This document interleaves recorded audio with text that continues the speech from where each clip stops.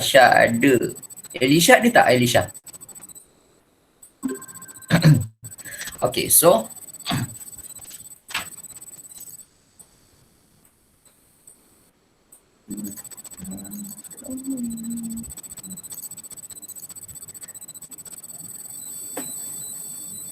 okay, Assalamualaikum warahmatullahi wabarakatuh dan selamat sejahtera. Harap semua sihat. Okay.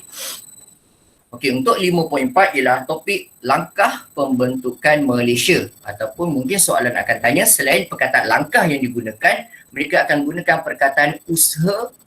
Apakah usaha-usaha yang dilakukan oleh kerajaan British serta kerajaan Persekutuan Tanah Melayu dalam usaha untuk membentuk Malaysia? Okey, usaha ataupun langkah. Dua istilah ni awak kena alert lah. Okey, tapi kat buku teks kita mereka menggunakan istilah langkah-langkah membentuk Malaysia. Okay, so sebenarnya idea pembentukan Malaysia ni sebenarnya dah dibentangkan di Parlimen. Dewan Rakyat ni Parlimen lah. Okay, telah dibentangkan di Dewan Rakyat di Parlimen iaitu pada 16 Oktober 1961. Lama Malaysia dibentuk pada tahun 1963. Okay, 16 September 1963 itu pengisytiharan kemerdekaan Malaysia. Tetapi idea Malaysia itu telah dibentangkan di Parlimen, di Dewan Rakyat itu, okey, sejak 16 Oktober 1961. Maksudnya 2 tahun sebelum itu mereka dah mencadangkan, bentangkan rancangan untuk membentuk Malaysia dalam Parlimen. Alright. So proses tu makan masa. Nak membentuk sebuah negara baru ni makan masa bertahun-tahun. Bukannya 1 bulan, 2 bulan, 3 bulan. Tak boleh. Mustahil. Sebab nak dapatkan sokongan rakyat kan. Rakyat-rakyat yang nak masuk dengan Malaysia tu. Singapura, Sabah, Sarawak, Brunei. Kita nak ajak dia orang tu dulu. Nak pujuk. Okay. So makan tahun. Okay, seterusnya. Usul tersebut. Usul tu cadangan. Usul tersebut mendapat sokongan majoriti ahli dewan. Maksudnya ahli parlimen lah.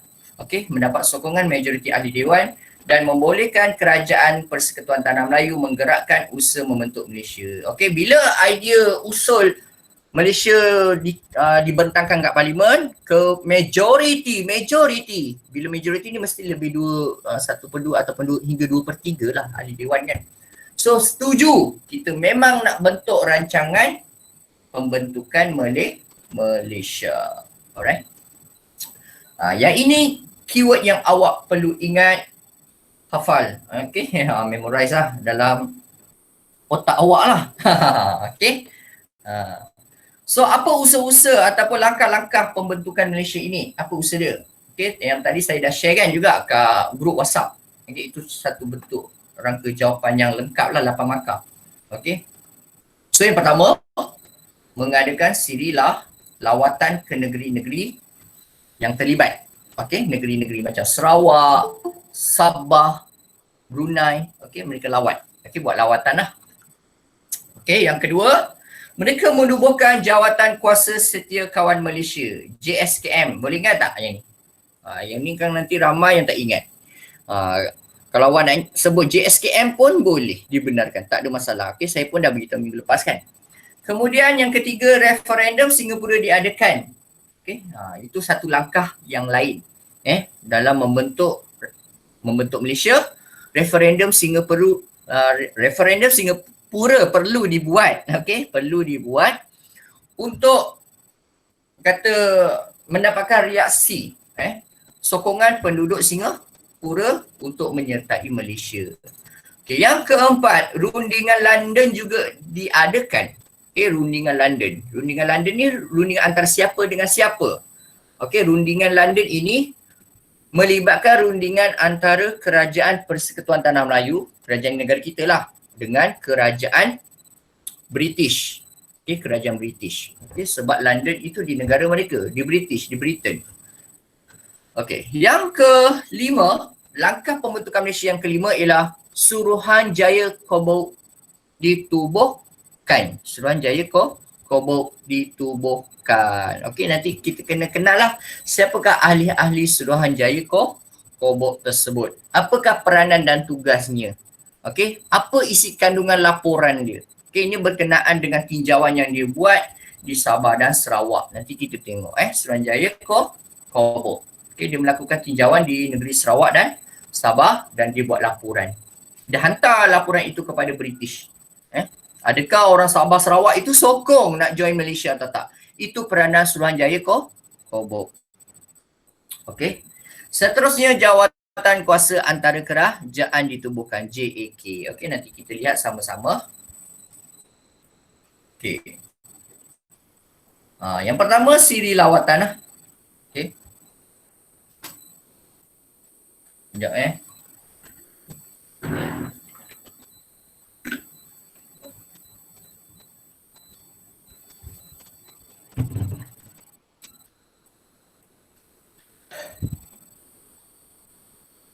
Okey, usaha yang pertama, langkah yang pertama dalam membentuk Malaysia ialah mereka mengadakan siri lawatan. Siri lawatan ni siapa yang melawat, siapa yang melawat. Okey, macam awak pernah tak lawatan? Pergi lawatan sekolah. Pernah tak? Siapa yang pernah pergi lawatan sekolah? Pernah join tak? Lawatan sambil belajar ke? Ada tak yang pernah? Oh, Atika. Atika Alia lawatan sambil belajar kat mana? Ya, cikgu. Pergi lawatan sambil belajar kat mana? Dekat banyak sebenarnya, tapi macam ingat lupa lah. Oh, masih form berapa? Form berapa? Mak tak ada kot form. Mungkin dalam darjah-darjah macam tu lah. Oh, sekolah rendah lah. Sekolah menengah tak pernah lah. Pernah. Oh, sekolah menengah tak ada Saya dulu sekolah rendah juga. Darjah 6. Pergi lawatan sambil belajar ke Kuala Lumpur lah. Saya dah rasa dah cerita kat korang kan. Okey, seterusnya ramai tadi yang angkat tangan yang pergi lawatan. So ada peluang lawatan sambil belajar, pergilah Tapi sekarang ni musim pandemik memang tak akan ada lah, tak akan ada. Okey. Seterusnya siri lawatan yang dimaksudkan ini ialah dia nak ceritakan sebenarnya Tunku Abdul Rahman. Okey, Tunku Abdul Rahman mengadakan lawatan ke Sarawak dan Brunei. Okey. Okey. Tunku Abdul Rahman, siapa tak kenal lah, Perdana Menteri Malaysia yang pertama. Okay. Okey. So, apa tujuan Tunku Abdul Rahman ni buat lawatan? Okey, tujuan dia untuk meninjau dan bertemu. Meninjau dan bertemu dengan pemimpin mereka. Pemimpin Sarawak dan Brunei lah. Okey. Dalam usaha memujuk mereka ataupun menerangkan mereka tentang rancangan pembentukan Malaysia. Kenapa ni? Okey. Bertujuan untuk meninjau dan bertemu dengan pemimpin mereka tentang rancangan pembentukan Malaysia. Maksudnya kat sini dia nak cerita dalam usaha ataupun langkah-langkah nak membentuk Malaysia, Tunku Abdul Rahman sendiri sebagai Perdana Menteri kita yang pertama yang mencadangkan juga idea pembentukan Malaysia, pergi sendiri ke Sarawak dan Brunei untuk bertemu dengan pemimpin-pemimpin Sarawak dan Brunei, menerangkan tentang rancangan pembentukan Malaysia. Alright, ingatlah nama keyword dia. Nama pertama ni Tunku Abdul Rahman yang buat lawatan. Kemudian siapa pula? Okey, kemudian Kerajaan Persekutuan Tanah Melayu. Negara kita lah Semenanjung. Kerajaan Persekutuan merancang lawatan pemimpin Sarawak dan Sabah ke Tanah Melayu. Okey, pada Ogos 62 lah. Okey, tahun berikutnya tau. Yang ni Julai 61 kan. Ini tahun berikutnya. Okey, merancang. Senang kata menganjurkan. Okey, kerajaan kita menganjurkan buat satu kata sidang ke apa macam tu. Buat pertemuan lah. Okey, invite, jemput. Kita jemput sendiri, kerajaan kita menjemput sendiri pemimpin-pemimpin Sarawak dan Sabah itu datang ke Tanah Melayu. Datang ke Tanah Melayu, yang ini kotak ni, ingat ni. Okey, kita sendiri jemput. Awak guna perkataan jemput pun senang. Kerajaan Persekutuan Tanah Melayu menjemput. Boleh je tukar ayat ni. Okey, ni ayat buku test. Saya suka guna perkataan yang mudah. Kerajaan Persekutuan Tanah Melayu menjemput pemimpin Sarawak dan Sabah datang ke Tanah Melayu, lihat sendiri pembangunan, kemajuan di Tanah Melayu. Awak tengok, kalau awak join Malaysia, awak tengok ini bandar-bandar kami. Kuala Lumpur, Shah Alam, Johor Bahru. Contohlah macam tu kan.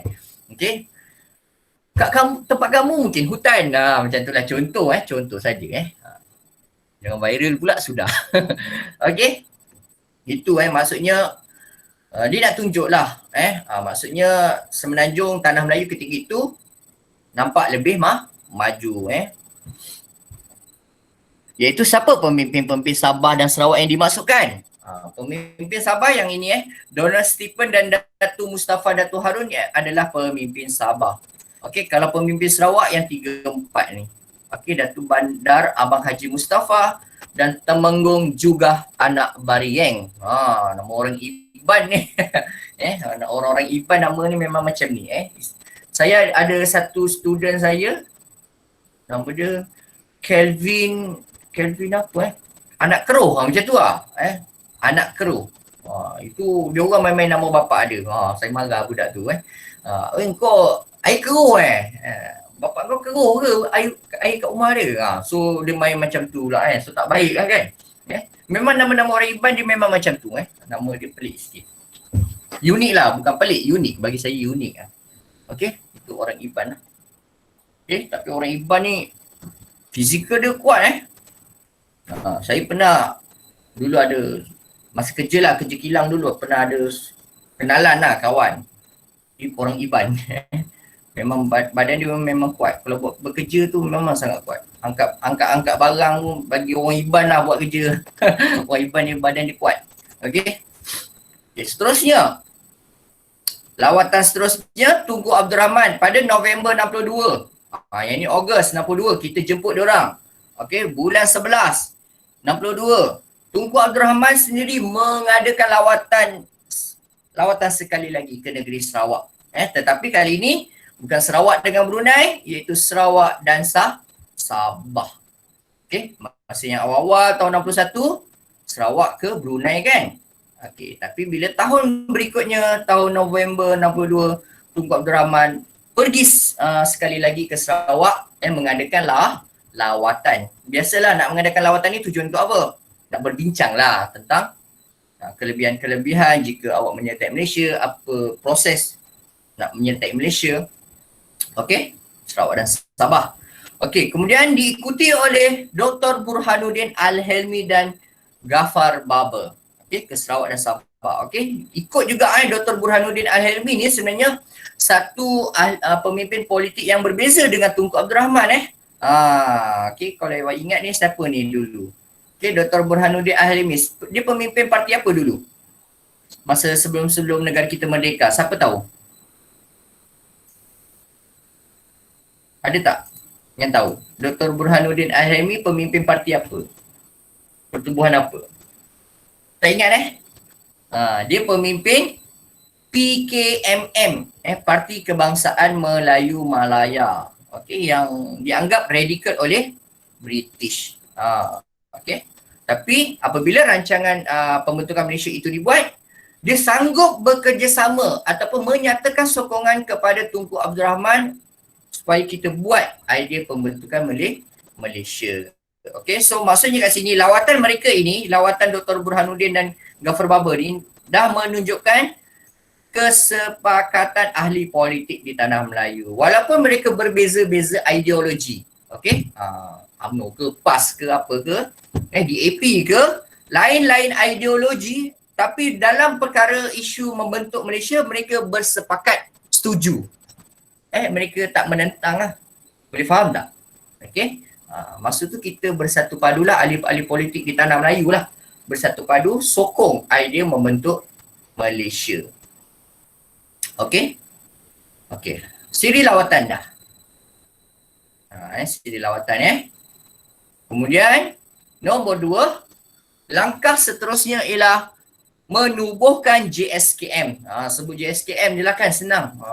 Kalau awak nak hafal penuh ni boleh je, tak ada masalah. Okey. Iaitu menubuhkan Jawatan Kuasa Setia Kawan Malaysia. Okey, boleh ingat tak JSKM tu apa? Jangan awak sebut lain-lain lah. Jawatan Kuasa Setia Kawan apa-apa merapu Jawatan Kuasa Setia Kawan Malaysia. Ada juga yang diorang tertambah-tambah je, Jawatan Kuasa Setiausaha. Jangan tak ada setiausaha Jawatan Kuasa Setia Kawan. Kawan setia kawan Korang ada kawan yang setia tak? Ada ke tak? Kawan yang setia. Ada. Ada saya ada. Seorang je. Cik. Gua ada. Nak tunjukkan kesedihan lah. Kawan ramai. Tapi yang setia tu susah nak cari. Kan? Biasalah. Nak cari kawan yang setia ni, kawan yang boleh simpan rahsia kan? Kan? Okay, so maksudnya boleh apa? Susah dan senang kan? Bukannya waktu senang je dicari kan? Lepas tu kadang-kadang dia cari kita ni untuk orang kata apa? Untuk kepentingan dia. Macam contohlah macam orang dewasa tahulah kawan ni tak pernah jumpa tiba-tiba dia contact kita. Aku nak jumpa kau, lama tak jumpa. Boleh je, kenapa? Kan lama tak pernah tanya khabar, tiba-tiba dia tanya khabar, dia nak jumpa kita, lepas tu jumpa, rupanya dia offer apa? Jual insurans ke, join MLM ke, bisnes, tiba-tiba macam tu. Kan dia cari kita waktu-waktu ada kepentingan. Tak best lah kan? Patutnya apa? Kalau kan kita nak sembang-sembang tapi benda lain pula jadi kan. Tak ada hal lah tu, tapi masalahnya tak pernah-pernah kita bertanya khabar, tiba-tiba nak jumpa, kata lama tak jumpa, tiba-tiba jumpa benda lain pula kan. Tu orang dewasa punya cerita lah kan, kawan-kawan ni. Zaman sekolah biasa banyak kawan, zaman sekolah dia tak ada kepentingan apa-apa. Zaman sekolah ni awak kawan ni berseronok je. Nanti dah dewasa lain sikit. Dah ada kepentingan baru nak cari kawan. So tak best lah macam tu.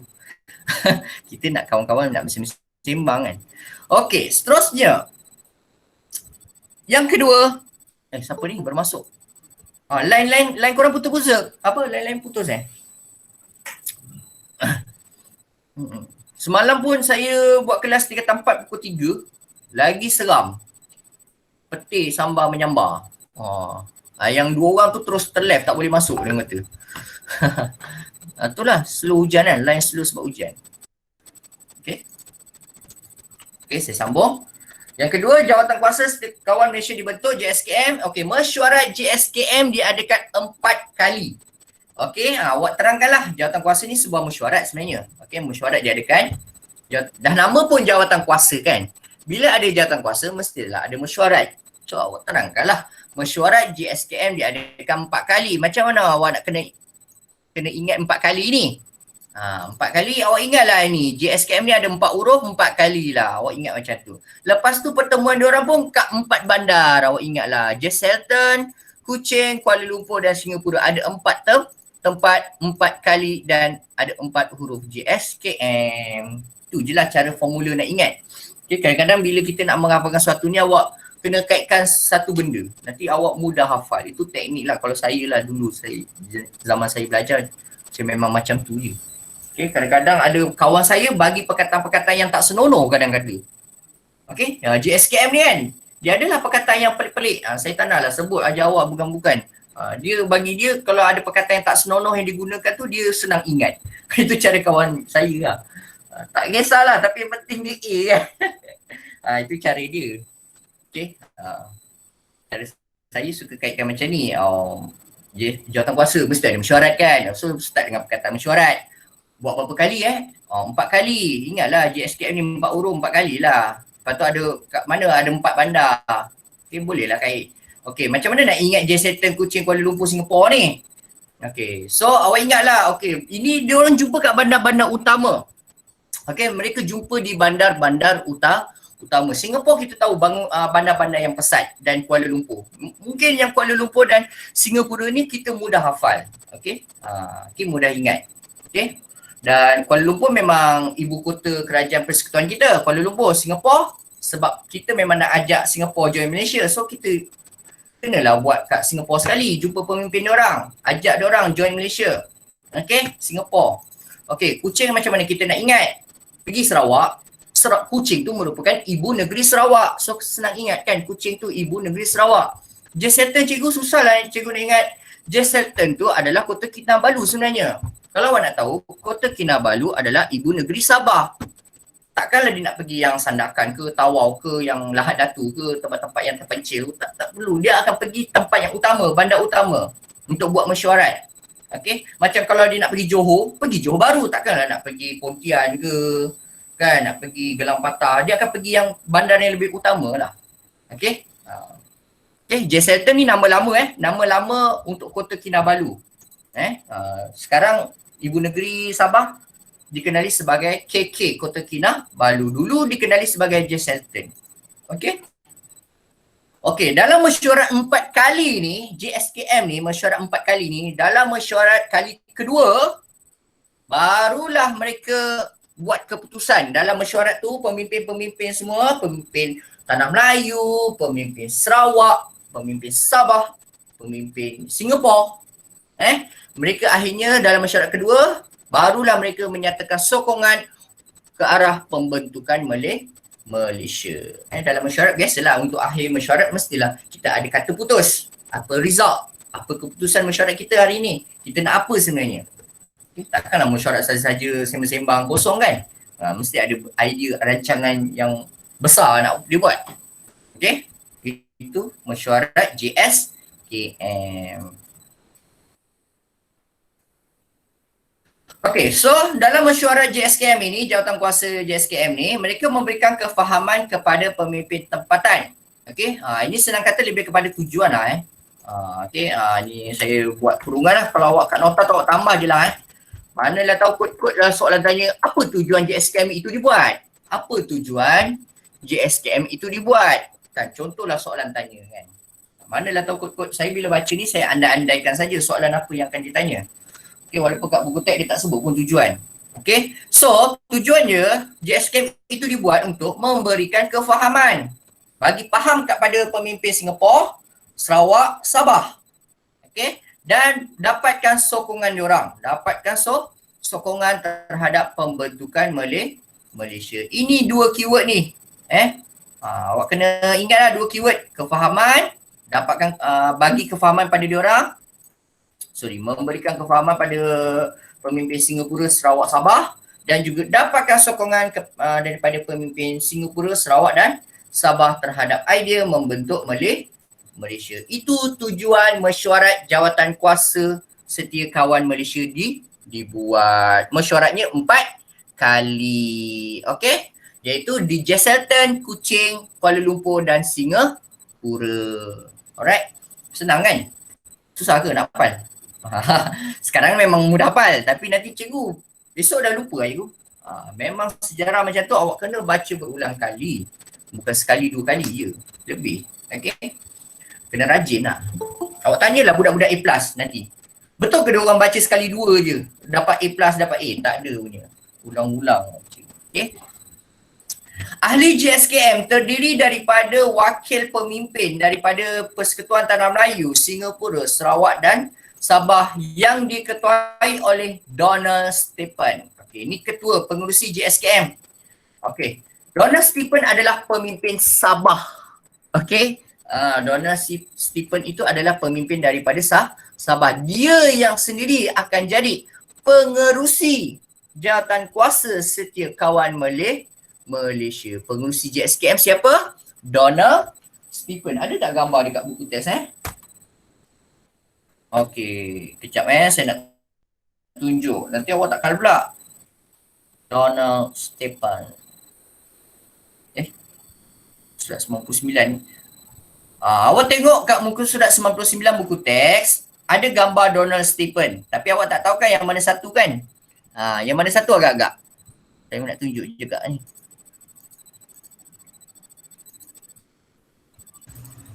Dia duduk ke cikgu?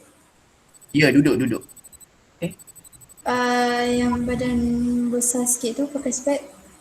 Ya, betul Nurin. Ni, saya nak tunjuk juga. Ni Donald Stephen. Donald Stephen. Tak ada gambar-gambar besar dia, tak ada kat sini tak ada gambar kecil je dia. Okay, so Donald Stephen yang ini alamak, salah. Yang ni.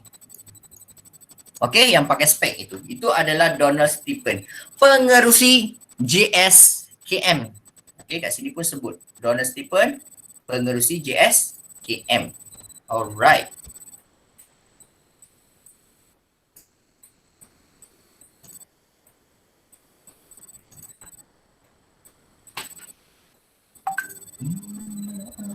Mana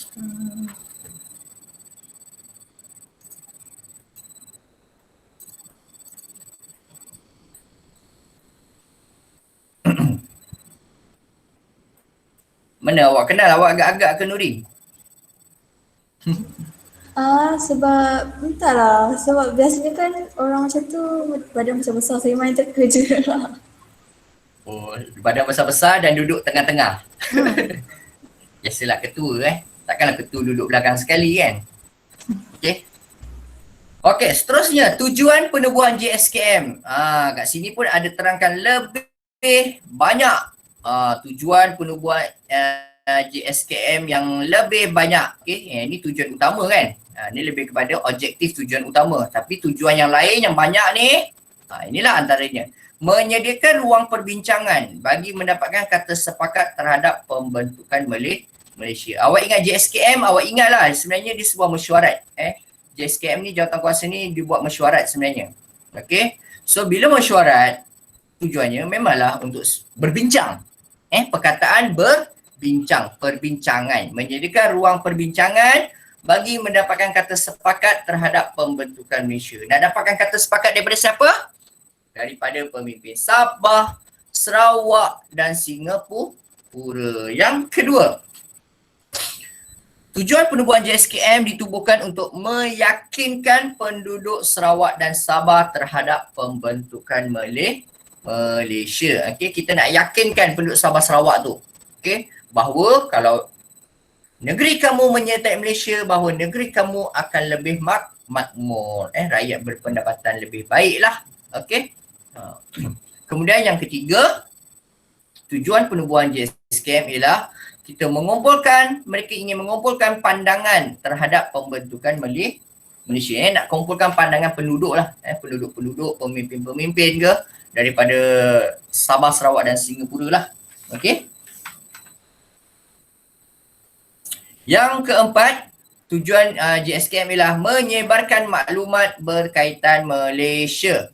Okey, JSKM ni banyak kerja dia dalam mesyuarat dia orang, tujuan dia orang apa semua. Ini banyak ni. Okey, menyebarkan maklumat berkaitan Malaysia. Maksudnya promote, buat iklan. Iklan, sebarkan maklumat, risalah-risalah ke, kan, kelebihan-kelebihan menyertai Malaysia, keistimewaan menyertai Malaysia, macam itulah, sebarkan maklumat tentang Malaysia. Okey, kemudian memupuk aktiviti penghebahan. Okey, hebah ni apa? Hebah ni memberitahu lah. Okey, memberitahu kepada semua pihak. Okey. Dan mempercepatkan pembentukan Malaysia. Dan akhir sekali, aktiviti penghebahan tersebut ialah ingin mendedahkan kemajuan pentadbiran dan pembangunan Persekutuan Tanah Melayu. Okey, itu antara sebab kenapa dia orang nak hebah-hebahkan idea membentuk Malaysia ni kat penduduk Singapura ke, kat penduduk Sarawak ke, kat penduduk Sabah ke. Kenapa dia orang sangat aktif menghebahkan benda-benda macam ni? Nak promote Malaysia itu baik, kepada mereka. Okey, supaya mereka sendiri bila baca hebahan-hebahan tersebut, artikel-artikel ke apa ke, bila dia orang tahu, dia orang akan dapat lihat sebenarnya Persekutuan Tanah Melayu itu baik. Kalau kita join Malaysia itu, negeri dia orang akan lebih baik. Okey, sebab nak mendedahkan sendiri kemajuan pentadbiran dan pembangunan yang ada di negara kita ketika itu, iaitu Persekutuan Tanah Melayu. Okey, boleh jelas? JSKM tapi nama lain JSKM ini info, ada sedikit info. JSKM, nama lain JSKM juga dikenali sebagai MSCC. Inilah Malaysia Solidarity Consultative Committee, okey, atau Jawatankuasa Perundingan Perpaduan Malaysia, JPPM. Ini nama lain. Jadi sama je sebenarnya. Okey. Tapi kalau saya tengok YouTube ada satu video tentang referendum Singapura. Saya tengok video kat YouTube. Dia orang tak guna istilah JSKM ni. Dia orang guna istilah JPPM, iaitu Jawatankuasa Perundingan Perpaduan Malaysia. Okey, tapi kita cari kat buku teks, mana ni?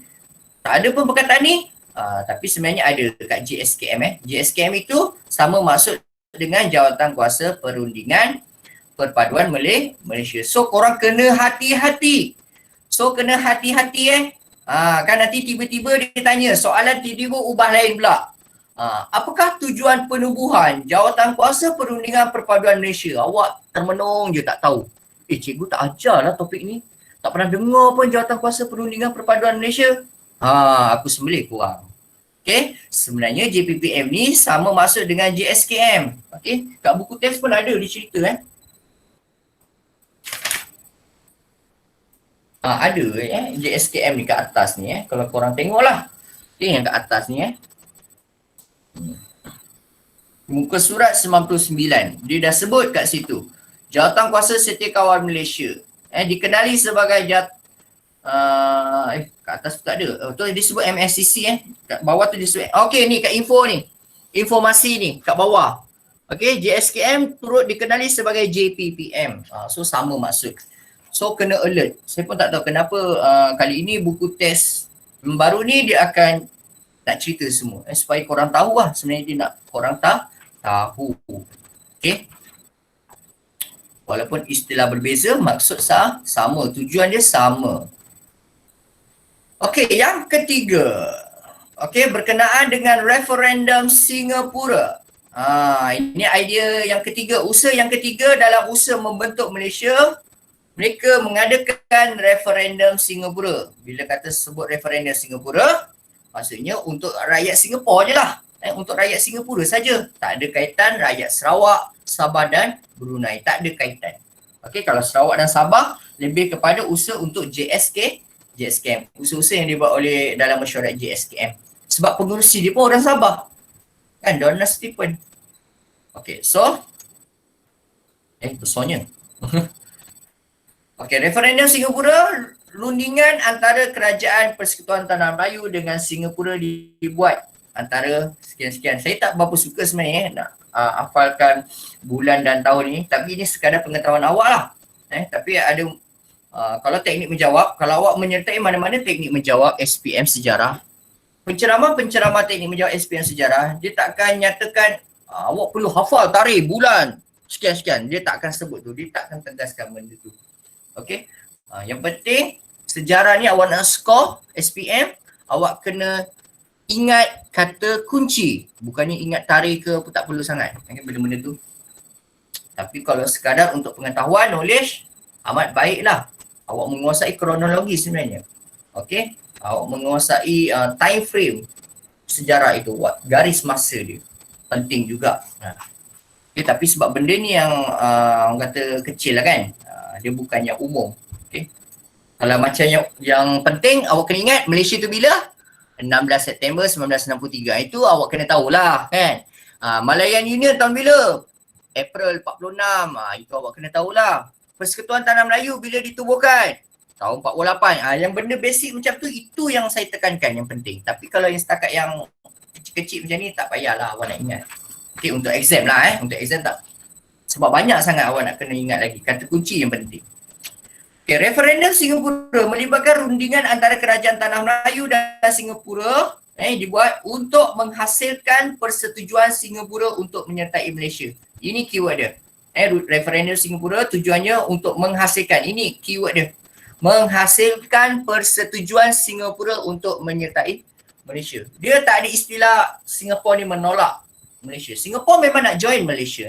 Singapura memang nak join Malaysia. Awak check lah, kajilah sendiri YouTube ke apa. Lee Kuan Yew terutamanya. Dia memang nak sangat menyertai Malaysia.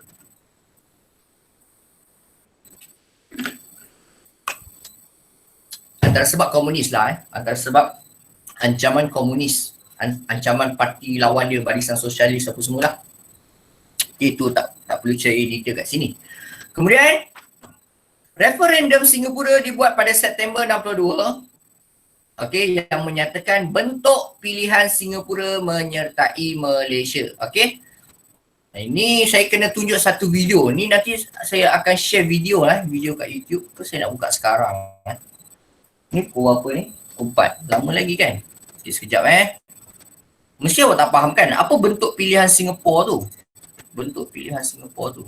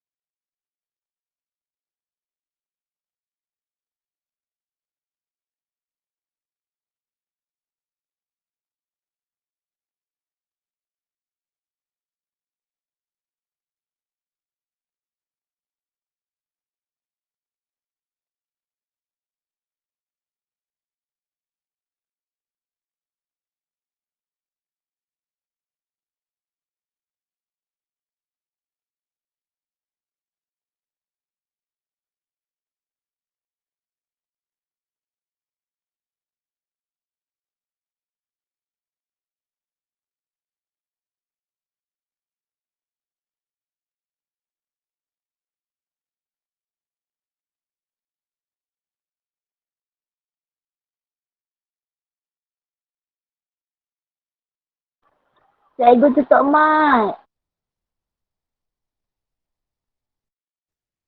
Oi, tutup mic eh? Okey. Cikgu bagi bahasa ya. isyarat Saya nak tengok upah apa orang RTM tu. Saya terlupa pula, awak bukan OKU kan? Sekejap saya nak tunjukkan satu video ni. Penat aku cakap dari tadi Aduh, aduh. Okay. Kejap.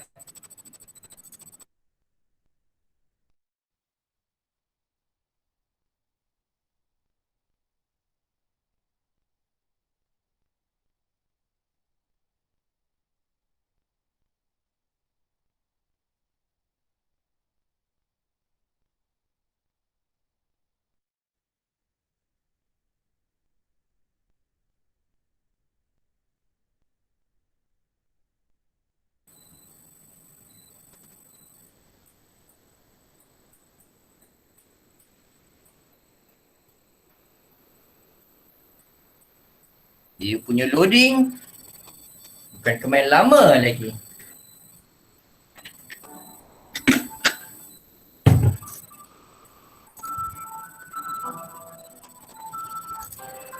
Sekejap Julu kosong lah.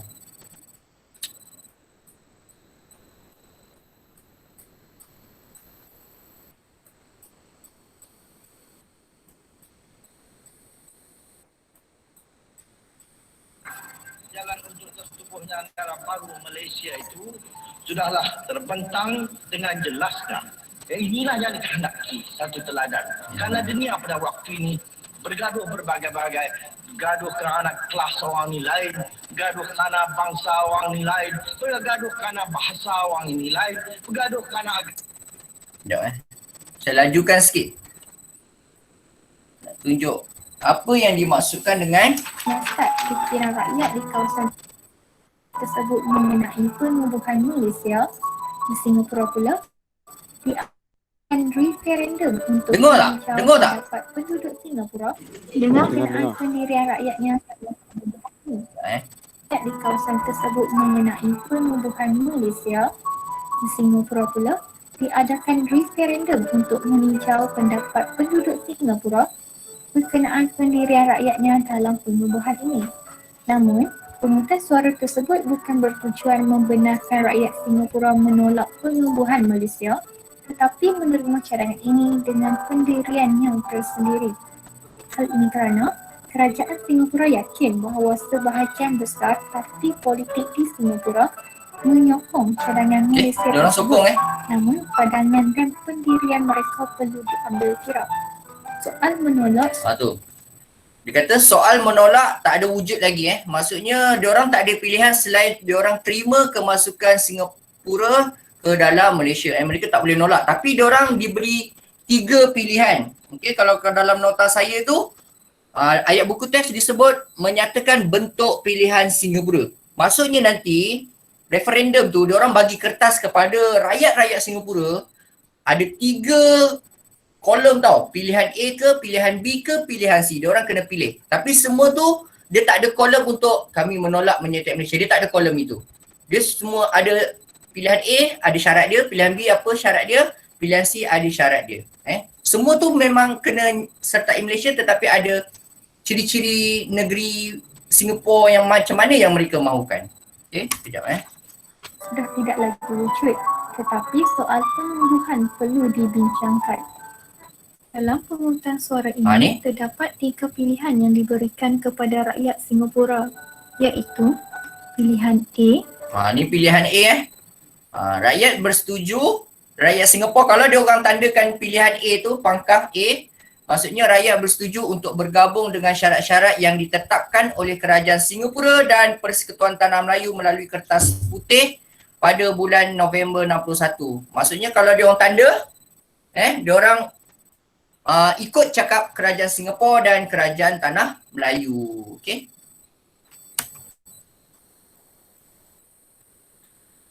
Rakyat bersetuju untuk bergabung dengan syarat-syarat yang telah ditetapkan oleh kerajaan Singapura dan Persekutuan Tanah Melayu melalui kertas putih pada bulan November 1961. Pilihan B, rakyat bersetuju untuk bergabung tanpa syarat dan kedudukan Singapura akan menjadi seperti ini. Okey, pilihan B ni nanti awak tengok, nanti dia cerita, pilihan B ni tak ramai rakyat Singapura nak pangkah. Sebab dia kata nanti Singapura, kedudukan Singapura kalau join Malaysia, negeri Singapura tu status dia sama macam negeri-negeri Melayu yang lain. Macam Johor ke, Pahang ke, yang ni rakyat Singapura tak naklah kedudukan Singapura ni, dia tak nak yang macam tu. Kalau join Malaysia dia tak nak sifat status Singapura tu macam negeri-negeri Melayu yang lain. Negeri-negeri Melayu lain di dalam Persekutuan Tanah Melayu. Pilihan C, rakyat bersetuju untuk bergabung dengan syarat dan faedah. Pilihan C ni dia nak maksud kalau rakyat Singapura tanda pilihan C, dia nak sebut bahawa Singapura itu akan sama macam negeri Sarawak dan Sabah. Faedah yang sama macam Sabah dan Sarawak dapat. Okay. Hampir sama seperti yang diperoleh wilayah-wilayah Borneo dengan kenyataan ini.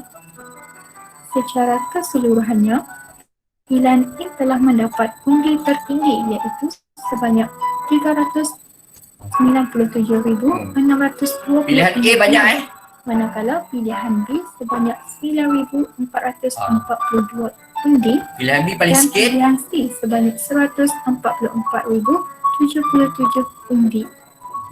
Referendum Singapura tersebut telah diadakan pada 1 November 1962. Barisan Sosialis dan pihak Komunis yang tidak bersetuju dengan penggabungan tersebut telah memula pemungutan suara dengan membuang undi kosong. Namun selepas referendum selesai, laporan menunjukkan sebanyak 71% pengundi menyokong pembentukan Malaysia.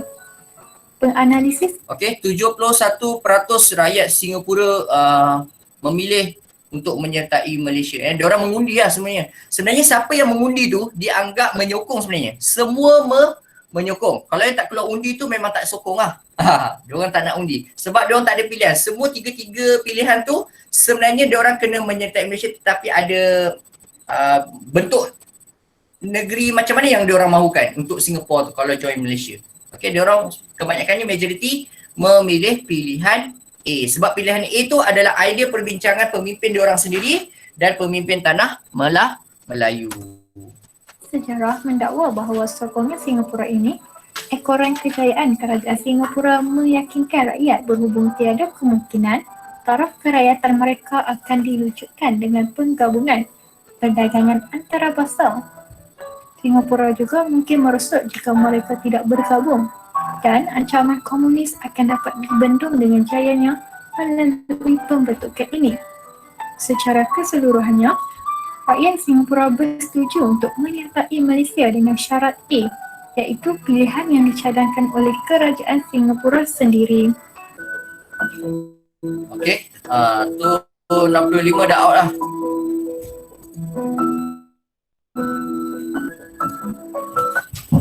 Sekejap mana?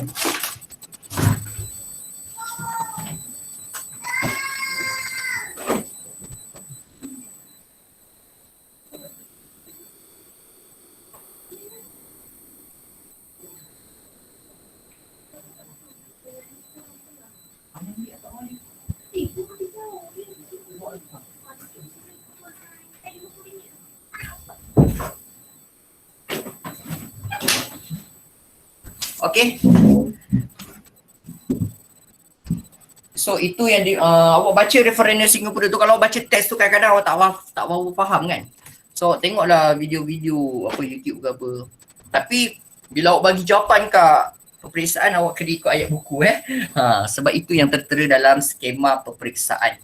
Okey, yang luar daripada daripada kandungan buku teks kadang-kadang ia tak dijadikan sebagai skema peperiksaan. So untuk tujuan saya tunjuk video tu bagi kefahaman saja. Okey, so sambung.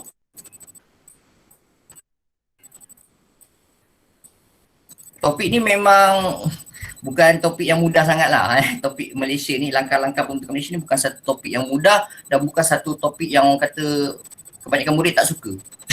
Apa ni? Tak mesra kan kita orang. Kita orang suka topik yang macam ni zaman sejarah Melayu Melaka ke, Perang-perang itu dia orang suka. Okay, tapi yang proses bila dah masuk hubungan politik-politik ni dia orang kadang tak suka sangat nak belajar. Tapi nak buat macam mana? Korang kena belajar juga. Okay, so ini saya ulang sekali lagi perkataannya. Referendum Singapura dibuat pada September 62. Okay, sekali lagi saya kurang tekankan tadi ni. Awak just sebut je, referendum Singapura dibuat untuk menyatakan bentuk pilihan Singapura menyertai Malaysia. Keyword dia, bentuk pilihan Singapura. Keputusan referendum. Apakah keputusan referendum yang dibuat? Awak jangan sebut pilihan raya tau. Pilihan raya tu pilih pemimpin tapi ini referendum. Jangan awak tiba sebut keputusan pilihan raya pula. Keputusan referendum Singapura itu menunjukkan rakyat Singapura bersetuju menyertai Malaysia dengan mengikut syarat yang ditetapkan. Ni mengikut syarat yang ditetapkan Kerajaan Singapura dan Persekutuan Tanah Melayu. Okey, kalau awak tengok kat sini, yang awak tengok video tadi ada 3 bentuk pilihan kan.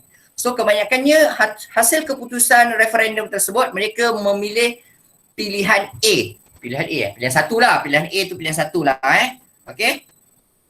Iaitu pilihan A tu sebenarnya pilihan satu, pilihan A tu adalah pilihan yang merupakan idea daripada pemimpin Kerajaan Singapura dan Persekutuan Tanah Melayu. Yang itu mereka pilih. Mereka tak pilih pilihan B dan pilihan C tadi. Keputusan tersebut membolehkan Singapura menyertai Malaysia. Alright. Walaupun pendek kadang-kadang ada orang susah nak ingat ni. Nak ingat ni. Nak fahamkan benda ni. Okey, seterusnya rundingan London. Rundingan London.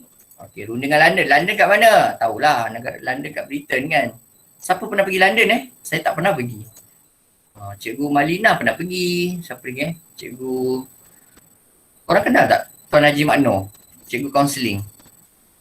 Dia selalu pergi melawat ke negara-negara Eropah. Okey. Saya melawat Singapura je lah. Overseas yang paling jauh saya pernah pergi. Okey. Saya tak pernah pergi lebih jauh daripada tu. Overseas mungkin Pulau Tioman lah. Pulau Tioman pun overseas kan. Pulau kan awak meredah lautan tu overseas tu. Overseas. Okey. Seterusnya Rundingan London. Rundingan London ni rundingan yang melibatkan antara Kerajaan Persekutuan Tanah Melayu dengan Kerajaan British di London. Okey, yang diadakan pada November 61. Rundingan ini menubuhkan Suruhanjaya. Maksudnya kat sini, rundingan London ni, apa dimaksudkan rundingan London? Rundingan antara Kerajaan Tanah Melayu dengan Kerajaan British. Kat negara dia orang, London. Kat ibu negara British adalah London. Kalau kita Kuala Lumpur kan. Okey, so dalam rundingan tersebut, diorang wujudlah sebuah Suruhanjaya. Hasil rundingan diorang bersetuju untuk menubuhkan sebuah Suruhanjaya bagi meninjau reaksi. Bagi meninjau reaksi, ini keyword tau. Penduduk Sarawak dan Sabah.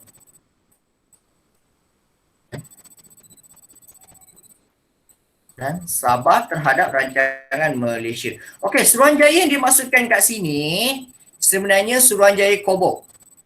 Okey, maksudnya Suruhanjaya Kobok ini tertubuh selepas rundingan London dilakukan. Dalam rundingan London, diorang berbincang pemimpin Tanah Melayu dengan pemimpin British. Diorang bersepakat kita buat Suruhanjaya lah.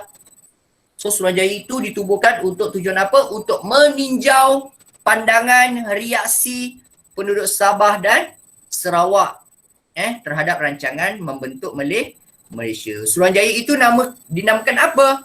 Suruhanjaya tersebut dinamakan Suruhanjaya Kobok. Okey, so kalau ada soalan tanya, soalan objektif ini soalan objektif topik KBSM bukan KSSM tapi pun samalah. Okey, so kalau soalan tanya apakah peranan sebenar Suruhanjaya Kobok? Peranan, tugas. Awak tambah kat sini, kat nota awak saya rasa tak ada. Awak tulis kat sini ayat ini. Meninjau reaksi penduduk Sarawak dan Sabah tentang kecil. Mana ni? Macam dah oh ni. Okey. Meninjau reaksi penduduk Sarawak dan Sabah tentang gagasan Malaysia ataupun rancangan pembentukan Malaysia. Saya nak tulis rancangan pembentukan Malaysia tapi tak muat kan. Jadi saya tulis sila pendek tentang gagasan Malaysia. Gagasan Malaysia tu membentuk Malaysia lah maksudnya. Okey, awak tulis tolong tulis. Tambah sikit. Nanti kan awak tak tahu pula apa peranan dia. Okey, peranan-peranan dia yang lain antaranya dia buat laporan lah. Daripada hasil tinjauan dia orang pergi ke Sarawak dan Sabah, buat tinjauan, melihat reaksi dia orang buat laporan. Laporan tu lah mereka serah kepada British.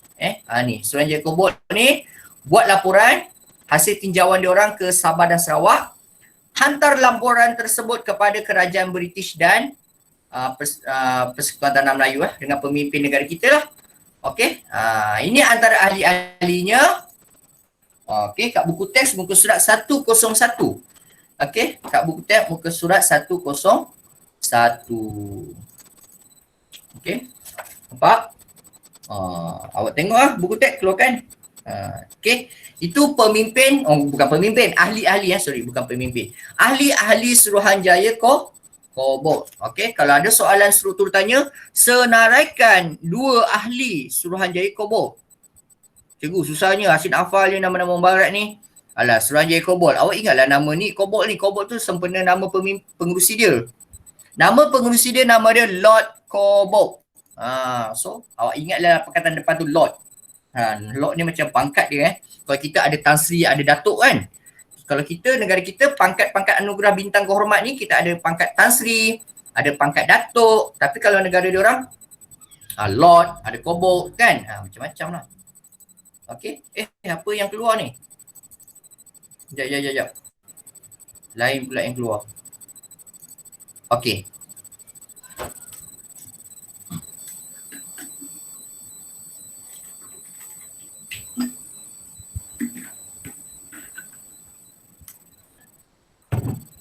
Okey, ahli-ahli dia yang lain siapa selain daripada Lord Kobot? Lord ni macam Tan Sri lah, senang kata bahasa kita kalau gelaran kat Malaysia ni Tan Sri kan besar kan. Lepas tu bawah dia ada Datuk Sri kan. Okey, Sir. Yang ni pangkat Sir pula. Pangkat Sir. Sir Anthony Abel. Okey, ada Sir David Watterson. Ada Muhammad Ghazali Syafi'i dan Wong Pao Ni. Wong Pao Ni tu saya typo tu eja tu. Wong Pao Ni. Tak ada L ni, salah ni. Double E, N-E-E. Okey. Wong Pao Ni. Okey. So boleh ingat ahli-ahli Suruhanjaya Kobot, apa-apa pun awak ingatlah nama pengerusi dia. Sempena nama Suruhanjaya ini, nama dia sendiri. Lord Kobot. Lepas tu ingatlah, kalau cikgu susah nak ingat nama orang barat, ingatlah nama Muhammad Ghazali Syafi'i, Wong Pao Ni. Tapi saya senang ingat nama ni, Wong Pao Ni. Tak tahulah saya lah, kalau saya senang hafal yang ni. Wong Pao Ni macam bunyi lagu kan, jadi senang ingat. Okey. Seterusnya Suruhanjaya ini apa yang diorang buat selain meninjau reaksi penduduk Sabah Sarawak? Mereka melawat, meninjau 35 pusat lawatan. Suruhanjaya Kobot ini telah melakukan lawatan sebanyak 35 tempat, di 35 tempat pusat lawatan, iaitu 20 di Sarawak, 15 di Sabah. Kenapa Sarawak banyak ni? Agak-agak awak kenapa Sarawak banyak, Sabah kecil dan sikit? Logiknya apa? Logiknya negeri Sarawak lebih besar daripada negeri Sabah kan. So bila negeri itu lebih besar, so pusat lawatannya lebih banyak lah. Itu logiknya. Buat pecahan macam ni je lah, senang ingat kan. Tapi apa-apa pun awak hafal yang ni saja, ingat ni je. Okey, Suruhanjaya Kobot melawat 35 pusat lawatan. Dan daripada mereka meninjau, daripada lawatan diorang, okey, awak boleh guna perkataan lawatan ataupun meninjau reaksi penduduk Sabah Sarawak. Okey, mereka buat laporan, report. Mereka buat laporan nak dapatkan reaksi adakah penduduk Sabah Sarawak ni setuju untuk join Malaysia. Okey, mereka buat laporan dan mereka hantar laporan itu kepada kerajaan British dan kerajaan Persekutuan Tanah Melayu. Okey. Yang ni saya tekankan, tegaskan, ingat apa yang saya nak sebut ni. Suruhanjaya Kobot ni hanya melakukan reaksi di Sarawak dan Sabah sahaja. Boleh ingat tak saya sebut ni? Suruhanjaya Kobot, mereka melakukan reaksi terhadap dua negeri ini saja, Sarawak dan Sabah. Bukannya Singapura, bukannya Brunei. Tak ada. Okey. Suruhanjaya Kobot ingat Sarawak dan Sabah saja. Mereka melawat 35 pusat lawatan. Okey, 20 di Sarawak, 15 di Sabah. Dan daripada tinjauan yang orang buat laporan, hantar laporan itu kat kerajaan British dan pemimpin Persekutuan Tanah Melayu. So kita tengok apakah isi laporan Suruhanjaya Kobot. Okey. Ini penting lah. Ini fakta ni. Isi laporan ni kan soalan pula keluar kan. Okey.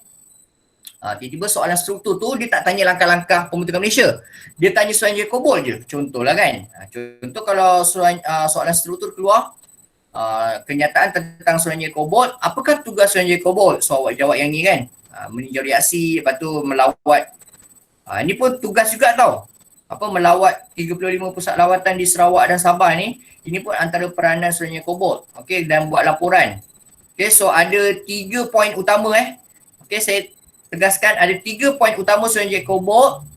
Meninjau reaksi penduduk Sabah Sarawak, melawat 35 pusat lawatan di Sabah Sarawak dan menyerahkan laporan. Ini 3 tugas Suruhanjaya Kobot. Contoh kalau saya buat soalan lah. Berikan tugas Suruhanjaya Kobot. Lepas tu tiba-tiba soalan B tanya. Okey, setelah anda mengetahui peranan Suruhanjaya Kobot, nyatakan isi laporan Suruhanjaya Kobot. Nyatakan isi pula. Okey, so inilah isi dia. Apakah isi laporan yang mereka tulis dalam Suruhanjaya Kobot? Reaksi penduduk Sabah dan Sarawak. So dia mendapati bahawa dalam laporan tersebut mereka menyatakan 2/3. 2/3 ni kalau persen berapa korang pandai matematik kan? Ada 65% tak? 70% tak? 2/3. Lebih kurang 65 ataupun 70% Macam tu lah 2/3. Okey? So 2/3 penduduk Sabah dan Sarawak menyokong menyokong pembentukan Malaysia. Bunyi Shopee ni kacau. Apa ni? Okey, kejap Okey. So, isi laporan yang kedua Suruhanjaya Kobot ialah mereka mencadangkan. Siapa mereka ni? Okey, iaitu orang-orang ahli Suruhanjaya Kobot lah. Dia orang mencadangkan kepada British dan pemimpin Persekutuan Tanah Melayu. Mereka mencadangkan supaya Perlembagaan Persekutuan Tanah Melayu 57 yang merdeka itu dijadikan asas Perlembagaan Persekutuan yang baru. Siapa tahu Perlembagaan Persekutuan yang baru tu apa? Perlembagaan apa namanya? Beritahu saya, apa nama Perlembagaan Persekutuan yang baru itu yang dimasukkan diorang itu? Saya tunggu ni. Apa nama Perlembagaan Persekutuan yang baru itu?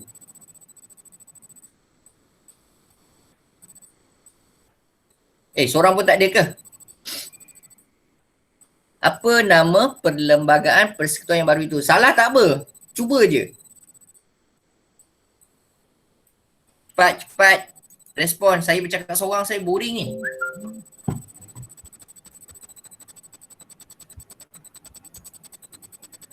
Cikgu. Ha. Saya cuba Apa nama perlembagaan baru yang diorang nak buat tu? Nama perlembagaan tu? Perlembagaan Malaysia. Betul lah. Itulah jawapan dia. Betul lah. Ya Allah. Kenapalah korang ni semua takut sangat?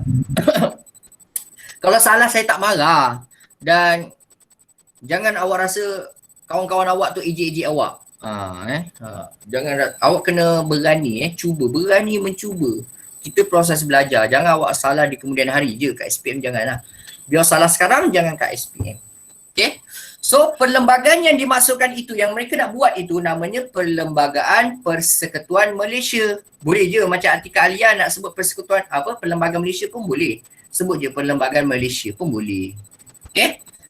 So, itu isi laporan yang kedua. Mereka nak cadangkan supaya Perlembagaan Persekutuan Tanah Melayu 57 itu yang sebelum itu yang diorang pakai kat Tanah Melayu itu dijadikan asas untuk pembentukan perlembagaan persekutuan yang baru.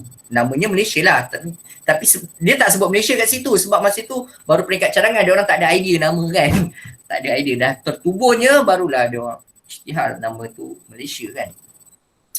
Yang ketiga, mencadangkan kuasa autonomi dan jaminan khas akan diberikan kepada Sarawak dan Sabah. Boleh faham tak ayat tu, keyword tu? Dia nak maksudkan kat sini, Suruhanjaya Kobor dalam isi laporan dia, dicadangkan supaya kerajaan Sarawak dan Sabah, kalau dia orang menyertai Malaysia, masuk dalam Malaysia, dia orang diberikan kuasa autonomi dan diberikan jaminan khas. Jaminan khas tu macam istimewa lah, benda-benda yang istimewa, special untuk dia orang. Okey, contohnya macam urusan immigration. Maksudnya kerajaan Sarawak dan Sabah, dia orang ada hak untuk menentukan orang kata nak memeriksa siapa yang keluar masuk negeri diorang. Walaupun daripada Persekutuan Tanah Melayu, daripada Semenanjung Malaysia, diorang boleh tentukan kuasa untuk boleh benarkan ke atau tidak seseorang itu masuk ke negeri mereka. Immigration lah, urusan immigration. Itu jaminan khas ataupun kuasa autonomi yang Sabah Sarawak dapat nanti. Okey? Tapi yang ni saya sebut ni cadangan diorang. Okey? Pening topik ni pening topik ni kalau awak tak biasa memang susah sikit awak nak menguasai. Tapi awak suka menghafal kan, boleh lah, hafal lah. Okey, mencadangkan kuasa autonomi dan jaminan khas diberikan kepada Sarawak dan Sabah yang tidak boleh dipinda atau dibatalkan oleh kerajaan persekutuan tanpa mendapat persetujuan daripada kerajaan Sarawak dan Sabah. Tapi awak ingat je lah yang keyword yang saya sebut tu. Ingat keyword tu je cukup. Kalau awak betul-betul rasa susah juga nak hafal banyak, yang keyword yang saya bagi tu pun dah cukup lah, dapat markah. Okey, isi laporan Suruhanjaya Kobor ialah mencadangkan kuasa autonomi dan jaminan khas diberikan kepada Sarawak dan Sabah. Full stop. Dapat markah. Okey. Kalau kata cikgu, banyaknya cikgu nak ingat. Ingat yang keyword-keyword yang saya bagi je. Awak dapat A punya lah. Kan? Tapi syaratnya soalan kebat jawab jangan tak jawab soalan kebat. Soalan kebat biar kosong pula. Tak dapatlah A kan. Okey. Next. Yang terakhir langkah-langkah pembentukan Malaysia yang terakhir ialah menubuhkan Jawatan Kuasa Antara Kerajaan, JAK. Cikgu, saya nak tulis JAK je boleh tak cikgu? Boleh. Sebab kenapa saya kata boleh? Sebab kat buku teks pun dia tulis kurungan JAK kan. Kalau tengok buku teks, muka surat 102. Okey. So penanda-penanda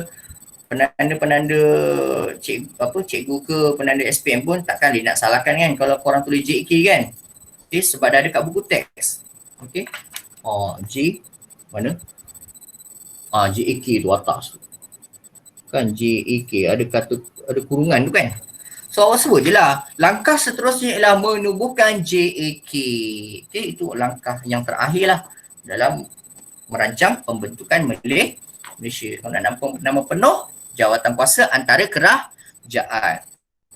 Okay, so JAK ni jawatan kuasa antara siapa pula? Kan, mesyuarat siapa pula? Kan? Okay, so ia melibatkan antara kerjasama kerajaan British dengan Persekutuan Tanah Melayu. Memang kita sedia maklum dalam rancangan membentuk Malaysia ni memang banyak melibatkan British juga. Okay, kerjasama British. Okay. Kemudian JAK ini diwakili oleh kerajaan British, Persekutuan Tanah Melayu, Sarawak dan Sabah. Okey, tujuan JAK ditubuhkan ialah apa? Untuk menyediakan rangka perlembagaan dan mana ni saya punya ni?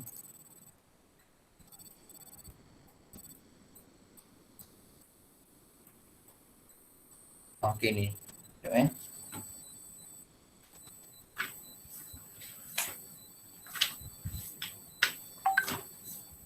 Sekejap JK dia banyak sikit tau.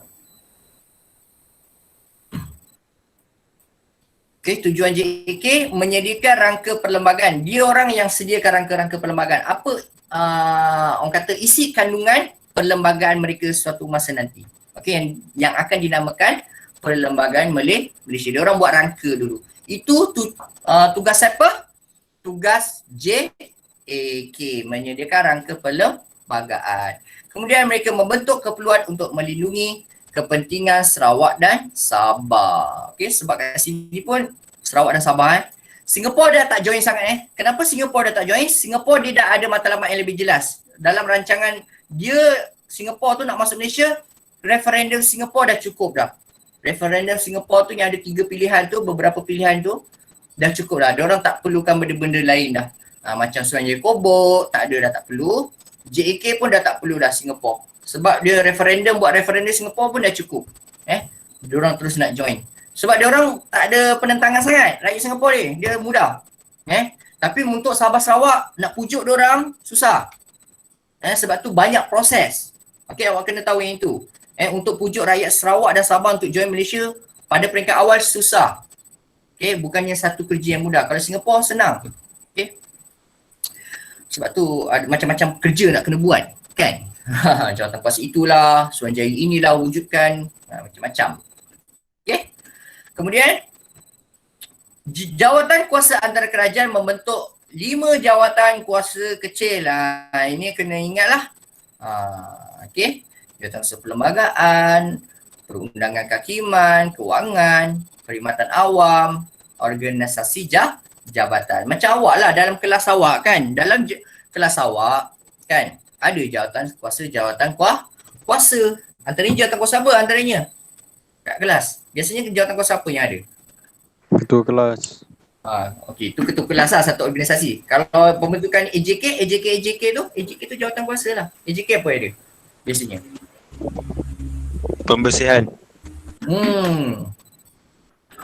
AJK kebersihan. AJK keceriaan. Yang kelas saya ada AJK makanan tau. Sebab masa tu musim PKP kan. Saya wujudkan AJK makanan tu, siapa-siapa yang ambil makanan, siapa yang uruskan order makanan kantin. Macam-macam lah AJK kita wujudkan. AJK apa lagi? AJK ambil buku kehadiran. Okay, macam-macam lah. Tapi sekarang tak ambil buku kehadiran kan, sebab guru masa pertama dah online, isi online terus kan, tanya murid je. Kalau dulu ambil buku kedatangan tu suruh ketua kelas kan. So adalah AJK tu tujuannya diwujudkan untuk apa? Untuk melicinkan pentadbiran sebenarnya. Melicinkan urusan, sesuatu kerja. Sebab tu jawatan kuasa ditubuhkan. Kadang-kadang diguna istilah biru-biru, sama lah tu. Okay, so sama juga macam JAK, dipecahkan lagi jawatan kuasa itu, iaitu jawatan kuasa perlembagaan. Okay, tugas kau buat rangka-rangka perlembagaan. Apa idea-idea kau nak masukkan dalam perlembagaan kita nanti? Kau yang bekerja benda tu, part tu. Kau jangan buat kerja-kerja lain. Bahagian kewangan kau tak payah buat kerja. Itu kerja jawatan kuasa lain. Itu tujuannya. Okay, so lepas tu ada jawatan kuasa perundangan dan kehakiman. Perundangan tu undang-undang lah. Dan kehakiman. So ingatlah relate dia relate sikit . Kemudian jawatan kuasa kewangan. Dia tak buatlah bahagian perlembagaan. Dia jaga kewangan je lah. Urusan kewangan saja. Jawatan kuasa perkhidmatan awam dan jawatan kuasa organisasi jabatan. Okey. Dan jawatan kuasa ini mengadakan mesyuarat pertama kat mana? Sebab dia melibatkan Sabah Sarawak kan. Okey, JK ni Sabah Sarawak juga. Okey. Singapura tak ada masuk. Okey. Mengadakan mesyuarat pertama di Jesselton. Jesselton tu Kota Kinabalu sama maksud Itu mesyuarat terakhir pula berlaku di Kuala Lumpur. Okey, KL. Jangan tulis KL kat exam. Tulis penuh jangan awak tulis KL pula. Tulis penuh ni nota saja kan. Okey, kemudian jawatan kuasa ini mengusulkan berapa perkara? Ada 18 perkara untuk Sarawak dan 20 perkara untuk Sabah. Walaupun Sarawak negeri besar, tapi kali ini kecil pula kan. Tak boleh kita nak hafal secara logik kan. Ini nak kena ingat Okey, fikirlah macam mana awak nak ingat Sarawak tu 18, 20 tu Sabah. Okey, untuk dimasukkan dalam perlembagaan persekutuan. Tujuan untuk apa? Menjamin hak dan kepentingan rakyat Sarawak dan Sabah. Okey, tu JAK untuk perlembagaan. Perkara-perkara yang berkenaan dengan Sabah dan Sarawak yang akan dimasukkan dalam perlembagaan baru itu nanti. Alright. Topik ni ada yang murid cakap, cikgu topik ni boring lah cikgu kan. Awak kena belajar awak tak boleh nak cakap boring. Awak jangan ada orang kata benda yang negatif dalam pemikiran awak. Nanti negatif lah awak dapat. Awak kena happy, ceria, belajar dengan senyuman. Okay, macam Atika Alia, senyum dia. Tak pernah saya nampak dia marah, Atika Alia. Saya nak tengok juga muka dia marah macam mana, tak pernah. Okay. Seterusnya,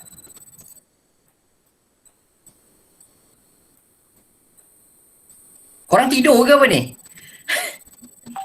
Ada Tidur ni. Ada dengar ingat tidur. Ada Saya sedang mencari line. sedang mencari line internet. Kenapa? Kat rumah awak tak kuat ke? Line saya slow sebab tadi hujan. Dia jadi slow, so saya kena panjat sikit lah. Banyak bumbung. You. Macam-macam Tak adalah bukan bumbung. Banyak Atas bumbung. kereta. Saya tak boleh nak cerita lebih sebab saya rekod ni. Nak cerita macam-macam kan lain jadinya. Okey. Sama-sama. Saya agak terkawal sikit suara bicara saya ni. Sebab saya memang biasa upload kan terus video kat YouTube. Tapi YouTube saya pun saya tak promote pun. Sebab untuk kelas saya je, untuk kelas saya, sekolah je. Saya tak adalah buat gempak-gempak pun. Tak ada masa lah nak buat orang kata bukan emotion, animation dan semua kan. Kalau rajin buat, boleh lah nak tarik view banyak kan. Saya pun tak share kat cikgu. Saya rasa biasa je. Untuk student saya je. Banyak je awak nak belajar ikut YouTube, banyak sebenarnya. Okay, banyak. Tak kisah. Belajar yang mana memudahkan awak, itulah awak pilih ni nanti sekolah kita akan ada tuition percuma Tahu tak? Korang tahu tak? Tapi tu budak terpilih je kan. Untuk family B40. Yang terpilih je kan? Yang terpilih je. Yang kaya-kaya dah tak dapat lah. Tak tahu. Okay. Saya pun terlibat tu. Saya ajar dua kelas. Campur-campur. Tak kisah. Baguslah awak ambil lah benda tu. Benda tu awak tak perlu bayar. Tak dapat. Maksudnya yayasan bayar. Yayasan tu bayar pada cikgu tu untuk ajar awak. Okay. So saya pun terlibat sebab saya ajar tingkatan 5. Kena buat lah. Nanti saya nak tengok grup tu. Siapalah murid saya. Antara yang saya tahu Syafiqah Lias lah. Bawa ada saya Syafiqah Lias saya jumpa. Elis pun ada. Oh korang dah tengok grup-grup tu kumpulan tu. Elis yang tahu. Macam-macam ada yang korang belajar dengan Cikgu Manjulah, ada yang Cikgu Azhar, masing-masing lah. Siapalah dapat masing-masing, tak kisahlah. Siapa pun kita belajar, kita ambil je ilmu dia Mana-mana ilmu baik sebenarnya. Okey, seterusnya sambung. Okey, ini antara perkara yang menjadi teras perlembagaan persekutuan yang dibincangkan oleh JAK. Okey, JAK apa teras yang diorang akan masukkan dalam perlembagaan itu nanti. Okey. So, antara teras yang menjadi perlembagaan yang diorang nak bincangkan dalam JAK dalam JAK yang diorang nak bincangkan. Diorang sebut Islam akan dijadikan agama persekutuan Malaysia tetapi dikecualikan untuk Sarawak dan Sabah. Okey, itu antara isi perkara-perkara yang mereka masukkan dalam perlembagaan persekutuan. Teras ni apa? Teras ni asas lah Teras tu asas utama, perkara yang utama, dominan. Okey, boleh faham yang ni? Simple kan? Okey, untuk Sabah Sarawak, Islam bukan agama persekutuan. Kedua, bahasa Melayu merupakan bahasa rasmi Persekutuan Malaysia tetapi bahasa Inggeris merupakan bahasa rasmi di Sarawak dan Sabah untuk peringkat 10 tahun yang pertama. Boleh faham tak? Sebab dia sebut kat sini sehingga tempoh 10 tahun selepas Hari Malaysia. Lepas tu dia orang guna bahasa Melayu. Okey, itu untuk pengetahuan awak Untuk masa ketika mana Sabah Sarawak menyertai Malaysia pada 16 September 1963, bahasa rasmi Sabah dan Sarawak ialah bahasa Inggeris, bukan bahasa Melayu, tetapi tempohnya hanya 10 tahun. 10 tahun. Okey, tempoh 10 tahun saja. Lepas tu bahasa Melayu. Sistem pendidikan di bawah kuasa Kerajaan Persekutuan. Okey, dia nak sebut kat sini sistem pendidikan negara Malaysia tetap di bawah kuasa Kerajaan Persekutuan kecuali Sarawak dan Sabah. Sebab sistem pendidikan Sarawak dan Sabah kekal di bawah kuasa kerajaan negeri sehingga Majlis Negeri membuat pindaan. Tapi sekarang dah pindah lah. Sekarang semua sistem pendidikan sama. Sabah Sarawak pun sistem pendidikan kita sama. Kecuali macam bahasa Melayu ada sedikit berbeza. Macam subjek Komsas. Bahasa Melayu tahu kan Komsas kan? Macam ada beberapa negeri dia guna novel lain. Komsas teks antologi dia lain. Okey. Macam negeri yang Selangor ni lain. Dia tak sama. Saya tak pasti sekarang sebab saya tak ajar bahasa Melayu kan. Kalau dulu zaman saya belajar macam novel Johor, murid-murid sekolah Johor lah. Dia tak sama dengan murid-murid negeri lain. Okey. Dia ada kumpulan dia lah. Dia lain-lain. Teks novel dia lain-lain. Teks cerpen dia, antologi dia lain-lain. Okey. Itu untuk bahasa Melayu lah.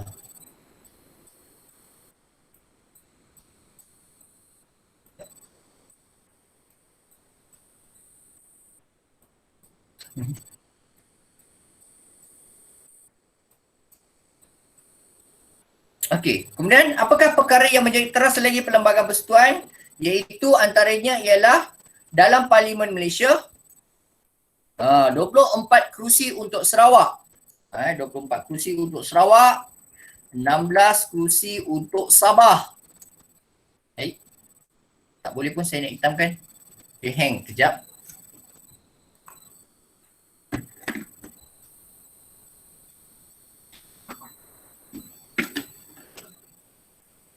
Okey, 16 kerusi untuk Sabah dan 15 kerusi untuk Singapura. Okey. Itu merupakan teras utama dalam Perlembagaan Persekutuan yang dibincangkan oleh jawatan kuasa antara kerajaan. Yang ini senanglah awak fikir logik kan. Kalau antara negeri Sarawak, Sabah dan Singapura ni, Sarawak negeri paling besar. So mesti wakil dia banyak. Awak jangan fikir kerusi ni kerusi yang saya duduk ni. Okey. Kerusi ni maksudnya wakil lah. Okey, ada 20 wakil ahli parlimen yang mewakili Sarawak, 16 ahli Dewan Rakyat yang mewakili Sabah, 15 ahli Dewan Rakyat yang mewakili Singapura. Tapi dia guna istilah kerusi. Jangan korang tak faham pula maksud kerusi ni apa. Ni kerusi term-term parlimen ni berbeza. Tak sama macam kerusi yang kita faham bahasa Melayu kita ni. Chair ni. Okey, seterusnya kuasa imigresen pula di bawah kuasa Kerajaan Persekutuan, tetapi Sarawak dan Sabah, tu saya ajar awal tadi kan. Sarawak dan Sabah diberi kuasa tersendiri untuk mengawal hal ehwal imigresen mereka. Okey, itu yang saya sebut tadi dari awal tadi. Antara hak istimewa, hak eksklusif, kuasa tersendiri yang dimiliki Kerajaan Sarawak dan Sabah setelah menyertai Malaysia apa dia? Iaitu hal ehwal imigresen. Sebab tu ada yang kata masuk kena ada pasport. Ya, itu. Siapa yang pernah pergi masuk Sabah Sarawak dia tahulah. Okey? Itu saja. Ada soalan nak tanya apa-apa?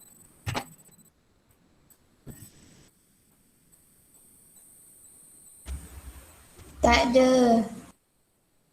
Jangan lupa pukul 8 ramai pukul 8 malam ni. Okay, kita ada sesi sharing dengan bekas-bekas murid SPM. Korang jangan, kalau korang nak tanya kat diorang lepas diorang bagi pandangan diorang, Boleh je, silakan tanya. Baik. Bagi dia orang gerun sikit. Tapi dia orang tu sebenarnya takut. Siapa kata nak takut? Apa kan nak cakap tak? Yang okey-okey lah kan. Apa Tapi ada orang cikgu? saya jumpa berapa orang sebenarnya murid ada 13, 14 tapi saya tak nak ramai-ramai Saya tak ingat berapa orang saya jemput. Cikgu. Yang dapat A lah, yang dapat A sejarah je. Tapi mungkin ada satu sesi lain untuk murid yang tak pernah lulus. Kelulus pun saya nak bagi juga, diorang cakap. Tapi itu nantilah sesinya lain. Yang tu saya jemput untuk murid kelas 5 UM lah. 5 UM ke Cikgu ambil lah seorang dapat A+, seorang daripada gagal dapat A. Macam tu. Daripada gagal ke A Daripada gagal ke A ada seorang je, Haris Saiman. Kalau korang kenal lah. Haris Saiman Haris Saiman tu bagus, dia bersungguh-sungguh. Saya suka. Semangat dia. Jadi Atika nak tanya. Atikah nak tanya? Nurul Atika. Tak adalah, tak ada. Oh, nak tanya? Nak test mic je. Oh, nak test mic. Saya nak bagi something ni. Siapa yang bulan Jun punya skor tertinggi ni? Saya nak bagi something lah. Tak adalah bagi besar-besar pun. Korang tahu tak markah korang ni? Dah tahu? Tahu. Tunjuk sikit. Tahu. Saya belum off record Saya nak off record. Dah habis sesi kita belajar. Sekejap. Off record dulu.